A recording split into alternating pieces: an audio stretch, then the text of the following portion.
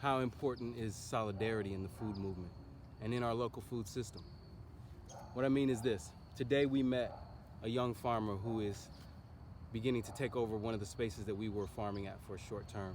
And when we came into contact with her, she was rather reluctant to make an introduction and to have conversation. And we stayed on the farm site for about an hour and a half, working in the same vicinity as her. We are harvesting the plants and the produce for our markets from plants that we started from seeds, did the seedling transplants that are still out in the fields per our agreement with the landowner. And so we were available, and we kind of walked past each other a couple different times, made brief eye contact, but no conversation. And I made it up in my mind that I would communicate with her before we left and come directly to her, introduce myself, and offer my availability if she had any questions.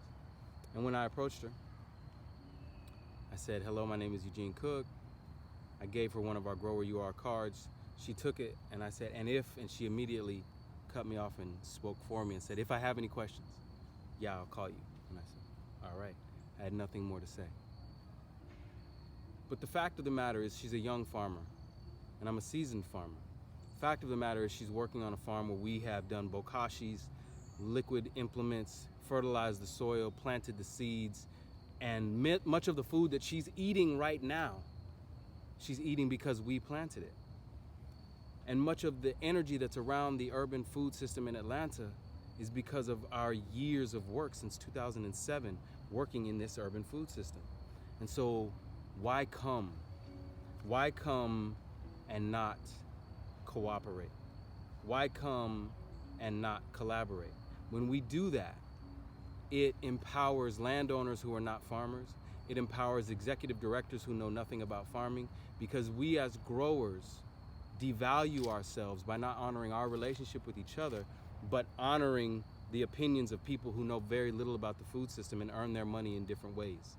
There are very few people on the planet right now who earn their living through the vocation of agriculture, farming in the way that we do, that people sometimes laugh at because it's by hand, it's bio-intense, it's veganic, but our produce is superior quality, and we've been able to generate enough interest through platforms like this and supporters like you to get people interested in coming here.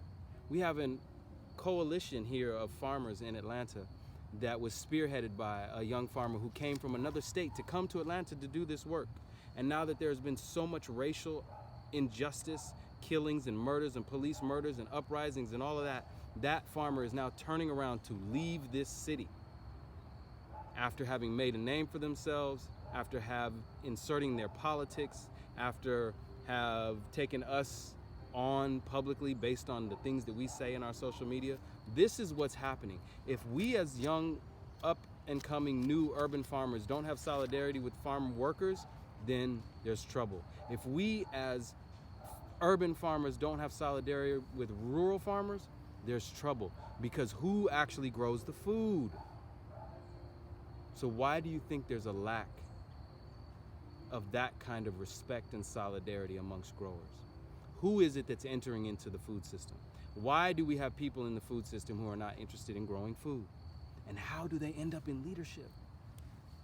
Again, thank y'all so much, because your support gives us the opportunity to speak like this directly, because we now have a reason and people who are interested. And because of your financial support, we have the ability to kind of sit down for a minute before the harvest is done. We're going to be at market this Saturday. It's November, first weekend of November. We appreciate y'all. Thank you for your support. More content coming soon. Grow where you are.